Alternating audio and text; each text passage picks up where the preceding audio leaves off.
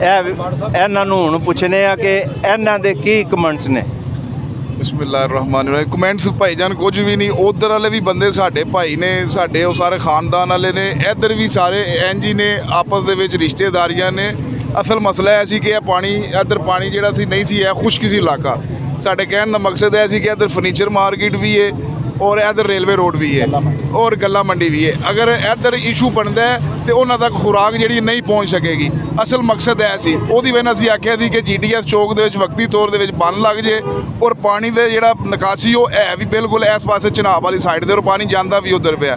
ਤੇ ਅਸੀਂ ਅਪੀਲ ਇਹੀ ਕਰਾਂਗੇ ਕਿ ਇੰਤਜ਼ਾਮੀਆਂ ਦਾ ਕੋਈ ਨਹੀਂ ਪੱਡਾ ਸਾਹਿਬ, ਮੈਨੂੰ ਇਹ ਦੱਸੋ, ਤੁਸੀਂ ਤੁਹਾਡਾ ਰੇਲਵੇ ਰੋਡ ਨਾਲ ਮਹੱਲਾ ਨੂਰਪੁਰ ਪੱਡੇ ਨਾਲ ਤਲਕ ਹੈ, ਇਹ ਹੁਣ ਤੁਸੀਂ ਇਹ ਕੀ ਸਿਚੁਏਸ਼ਨ ਵੇਖਦੇ ਹੋ ਕਿ ਇਹ ਇੰਤਜ਼ਾਮੀਆਂ ਦੀ ਨਾਹਲੀ ਹੈ ਜਾਂ ਆਵਾਮ ਦੀ ਨਾਹਲੀ ਹੈ, ਕਿਹਦੀ ਹੈ?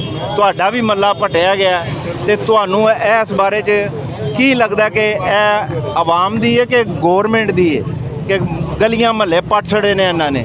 ਨਹੀਂ, ਵੇਖਿਆ ਜਾਏ ਤੇ ਗਲੀਆਂ ਮਹੱਲੇ ਜਿਸ ਟਾਈਮ ਉਹਨਾਂ ਨੇ ਪੱਟੇ ਨੇ, ਗੈਸ ਦਾ ਇਸ਼ੂ ਸੀ, ਉਹ ਉਂਝ ਦਾ ਉਂਝ ਹੀ ਪਿਆ। ਬਾਰਿਸ਼ਾਂ ਸ਼ੁਰੂ ਹੋ ਗਈਆਂ ਔਰ ਪਾਣੀ ਵਿੱਚ ਖਲੋ ਗਿਆ ਔਰ ਗੈਸ ਨਹੀਂ, ਇਹ ਗੈਸ ਦਾ ਇਸ਼ੂ ਜਿਹੜਾ ਹੈ ਇਹ ਤਾਂ ਕਾਫੀ ਦੇਰ ਤੋਂ ਹੈ ਤੇ ਇਹ ਤੇ ਪਰਸੋਂ ਪੱਟੀਆਂ ਨੇ ਤੇ ਬਾਰਿਸ਼ਾਂ ਵੀ ਜਿਹੜੀਆਂ ਨੇ ਕਿੰਨਾ ਚਿਰ ਹੋ ਗਿਆ ਸ਼ੁਰੂ ਹੋਈਆਂ ਨੇ। ਨਹੀਂ, ਅਸੀਂ ਤੇ ਇਹੀ ਸਮਝਦੇ ਹਾਂ ਕਿ ਸਾਡੇ ਤੋਂ ਜ਼ਿਆਦਾ ਸੀਨੀਅਰ ਨੇ ਔਰ ਸੋਚਦੇ ਨੇ, ਉਹਨਾਂ ਨੂੰ ਬਿਲਕੁਲ ਇਹ ਕੰਮ ਨਹੀਂ ਸੀ ਕਰਨਾ ਚਾਹੀਦਾ। ਚਿਕਨ ਦਾ ਮਾਹੌਲ ਹੈ, ਸੈਲਾਬੀ ਮਾਹੌਲ ਹੈ, ਬਿਲਕੁਲ ਕਿਸੇ ਚੀਜ਼ ਨੂੰ ਹੱਥ ਵੀ ਨਹੀਂ ਸੀ ਲਾਉਣਾ ਚਾਹੀਦਾ।